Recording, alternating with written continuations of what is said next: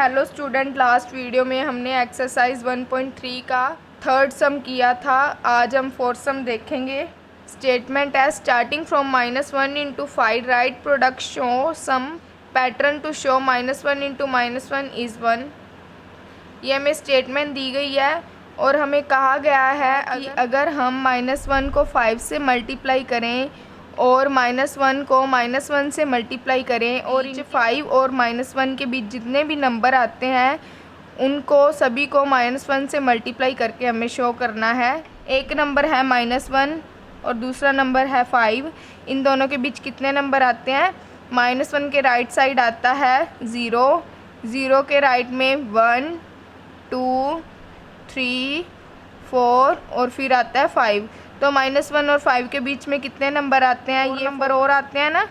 तो हमने इन सभी के साथ -1 का प्रोडक्ट करके शो करना है। प्रोडक्ट मीन्स मल्टीप्लाई करके।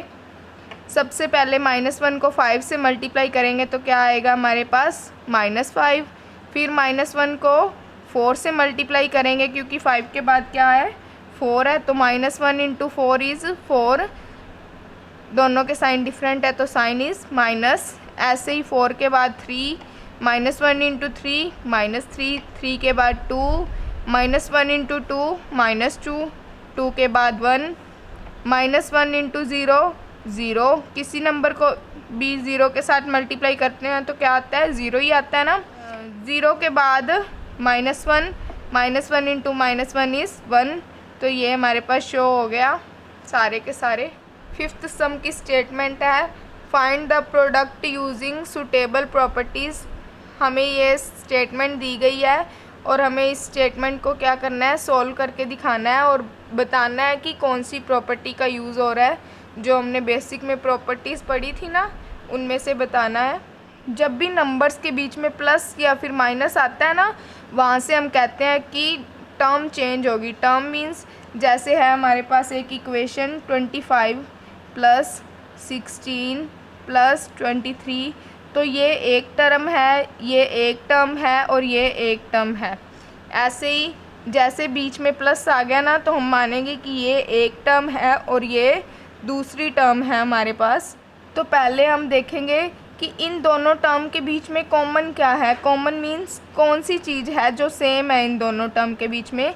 इन दोनों टर्म के बीच में क्या सेम है? -48 दोनों टर्म में प्रेजेंट है ना। तो हम -48 को क्या कर लेंगे? कॉमन ले लेंगे। कॉमन मीन्स इन दोनों टर्म में से -48 को बाहर निकाल लेंगे। अगर इस टर्म में से -48 को बाहर निकाल लिया और इसमें से भी बाहर निकाल लिया, जिसके साथ 48 पड़ा है वो किस में पड़ा है? मल्टीप्लाई में पड़ा है। तो 48 तो बाहर आ गया और इसके साथ ही मल्टीप्लाई का साइन भी बाहर आ गया। तो अंदर क्या बचा? इस टर्म में से 48 बाहर निकाल लिया तो बचा 26 प्लस का साइन एज इट इज़। और इस टर्म में से भी -48 बाहर निकाल लिया, क्या बचा? -36। 48 को हम एज इट इज़ लिख लेंगे और पहले हम ये वाले ब्रैकेट को सॉल्व कर लेंगे। 26 प्लस माइनस माइनस हो जाएगा -36। अगर हम 36 में से 26 माइनस कर देंगे तो 10 और ग्रेटर नंबर का साइन है माइनस तो -10। अब इन दोनों को मल्टीप्लाई कर देंगे। 48 इंटू 10 480, दोनों का साइन सेम है तो +480 आंसर है। हमने देखा था कि अगर हम किसी भी नंबर को कॉमन लेते हुए देखते हैं तो वो कौन सी प्रॉपर्टी होती है? डिस्ट्रीब्यूटिव प्रॉपर्टी होती है। डिस्ट्रीब्यूटिव प्रॉपर्टी को कैसे करते थे हम? जैसे ये हमारे पास एक टर्म है तो जो 48 बार कॉमन था ना, उसको ऐसे मल्टीप्लाई कर देते थे अंदर की तरफ। तो जब भी हम कॉमन लेते हैं तो वो कौन सी प्रॉपर्टी होती है? डिस्ट्रीब्यूटिव प्रॉपर्टी होती है। ऐसे ही बी पार्ट है। अब इस बी पार्ट में कौन सी प्रॉपर्टी यूज़ होगी? कॉम्यूटेटिव प्रॉपर्टी यूज़ होगी। कॉम्यूटेटिव प्रॉपर्टी क्या कहती है कि हमारे पास ऑर्डर मैटर नहीं करता। ऑर्डर मीन्स अगर हम पहले इन दोनों को मल्टीप्लाई करके फिर 125 से मल्टीप्लाई कर देंगे तो भी आंसर सेम आएगा।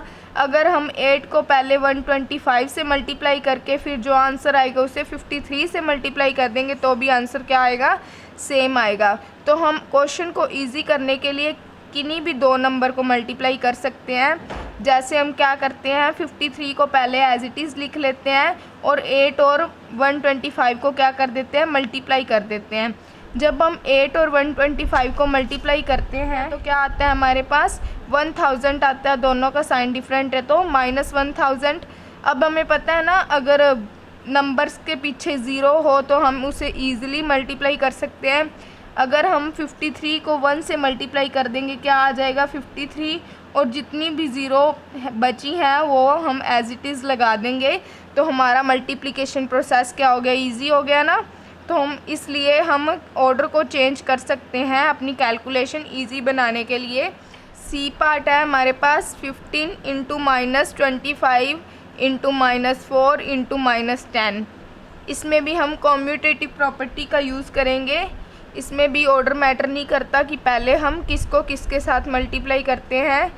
तो हम पहले क्या करेंगे, 15 को ऐसे की ऐसे रख लेंगे और इन तीनों नंबर को क्या कर देंगे, मल्टीप्लाई कर देंगे, क्योंकि इन तीनों नंबर को मल्टीप्लाई करने से हमारे पास एक ऐसी टर्म आती है जिसके साथ मल्टीप्लाई करना इजी हो जाएगा।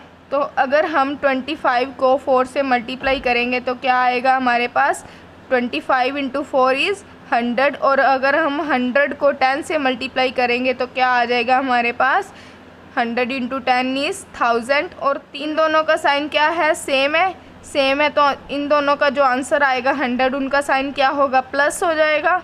और प्लस 100 इंटू -10 क्या हो जाएगा हमारे पास 1000, और दोनों का साइन डिफरेंट है तो -1000।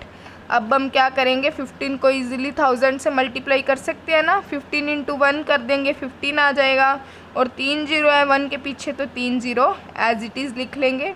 आगे डी है हमारे पास डिस्ट्रीब्यूटिव प्रॉपर्टी। डिस्ट्रीब्यूटिव प्रॉपर्टी क्या कहती थी हमारे पास, अगर हम इस 102 को ऐसे दो नंबर में स्प्लिट कर देंगे, डिस्ट्रीब्यूट कर देंगे जिनके साथ मल्टीप्लाई करना इजी होगा, तो हम 102 को किस में स्प्लिट कर देते हैं, 100 प्लस 2 में स्प्लिट कर देते हैं। तो अब हम क्या करेंगे, डिस्ट्रीब्यूटिव प्रॉपर्टी के अकॉर्डिंग 100 से मल्टीप्लाई कर देंगे, फिर 41 को 2 से मल्टीप्लाई कर देंगे। 41 इंटू 100 क्या हो जाएगा हमारे पास, 4100, और ऐसे ही 41 इंटू 2 क्या हो जाएगा हमारे पास 82, दोनों का साइन डिफरेंट तो -82। अब हम इन दोनों को क्या कर देंगे, प्लस कर देंगे, प्लस करने पे आएगा 4182, और ग्रेटर नंबर का साइन आ जाएगा, ग्रेटर नंबर का साइन क्या है माइनस, तो -4182 इज़ आंसर।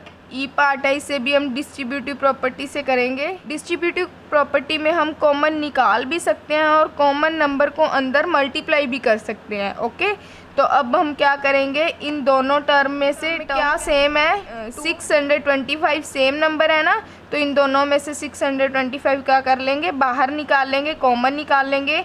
इधर से 625 बाहर आया तो बीच में क्या बचा, -35, तो -35 लिख देंगे, प्लस का प्लस।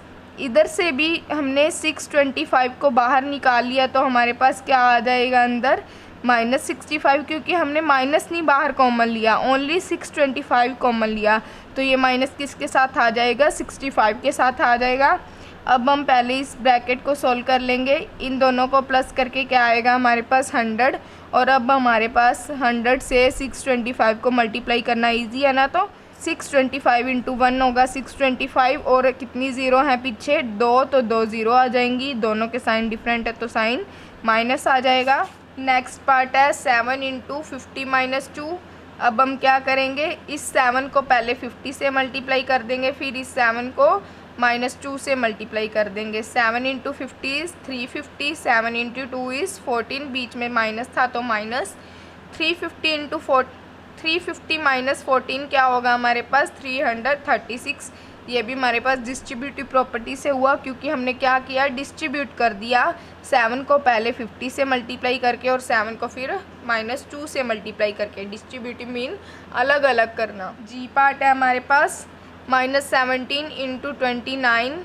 अब ऐसे तो हमारे पास 17 और 29 को मल्टीप्लाई करना थोड़ा डिफ़िकल्ट है ना, तो हम क्या करेंगे, 29 को ऐसे दो नंबर्स में स्प्लिट कर लेंगे कि एक नंबर हो जिसके पीछे क्या हो, 0 हो, तो ताकि हम इजीली मल्टीप्लाई कर सकें, और दूसरा नंबर तो अपने आप ही छोटा हो जाएगा ना। तो हमने क्या किया, 29 ऐसे कौन से नंबर के नज़दीक है जिसके पीछे 0 हो, 30 के ना, तो हम क्या लिख लेंगे, 30 + 1। 30 + 1 क्यों लिखा, क्योंकि इन दोनों का साइन डिफरेंट है तो क्या हो जाएगा, माइनस हो जाएगा।